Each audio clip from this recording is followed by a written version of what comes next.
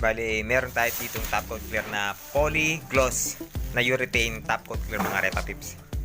So, ready na para itop coat yung ating pininturahan na sasakyan mga Repaps. Sa mga nagtatanong dyan na kung niliya ko muna ba yung ating base coat bago natin dito top coat. So, hindi ko na niliyan mga Repa Pips. Pinunasan ko na lang yan ng malinis na basahan. Kumbaga, tinanggal ko lang yung kanyang mga alikabok para hindi sumama sa ating top coat clear mga Repa Pips. So, nandito na tayo sa ating paint booth, sa loob ng paint booth. So, malinis na dito. At umpisaan na nating maghalo o magmix ng ating top coat din mga Repa Pips. So, bubuksan muna natin yung data ng ating top coat dito mga Repa Pips.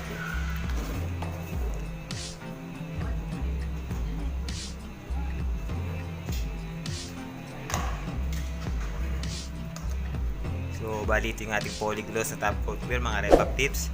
Yung kanyang direction nandito sa likod kung paano ito titimplahin. Dito nyo makikita yung kanyang ratio nakasulat dito mga Repaps. So, bali yung ratio nito is 3, ayan o, 3, 1, 1 mga Repaps. Actually, kung susundan mo talaga to is para to yung ratio ng ansel natin na 3-1-1 mga Repaps. Yung bang 3 parts ng kanyang base coat tapos 1 part ng catalyst. Pagsamahin mo yun kung gaano karami yun, ganoon din karami thinner ang ilalagay. So parang naging 3-1-4 na siya nun. Pero hindi ko ginagawa yun kasi masyado ng matiner, masyado ng malabnaw pagka ganon. Kaya ang ginawa ko is nag-stick na lang ako dun sa 3-1-1. So body, konting reducer lang yung ilalagay natin. Kung gaano karaming catalyst is ganoon din karami yung thinner na ilalagay natin dito. Pero nasa sa inyo pa rin yung kung alin yung susundan nyo sa ratio mga Repa Pips. Ito is base lamang sa aking trabaho, sa aking personal na trabaho.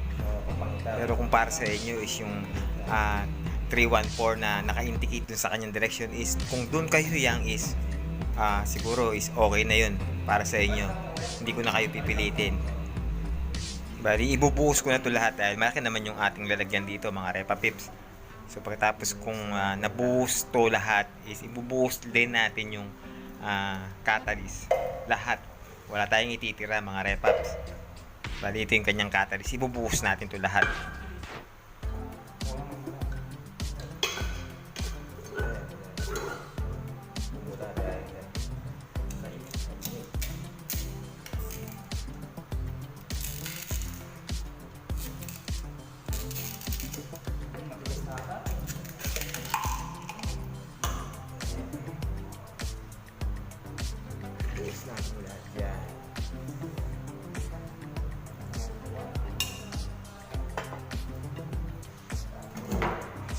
Pagkatapos gagamitin natin itong lalagyan ng catalyst para sa ating thinner naman. Ito yung gagawin natin pansukat mga Repap. So 1 part din ng ganito.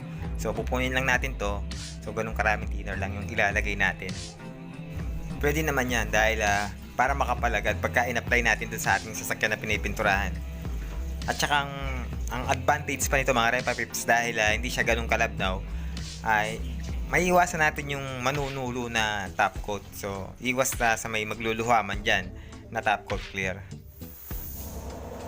Ayan, at pagkatapos natin mailagay lahat is haluin lang natin yan ng mabuti. Tapos, ready na to para sa top coat clear mga Repap.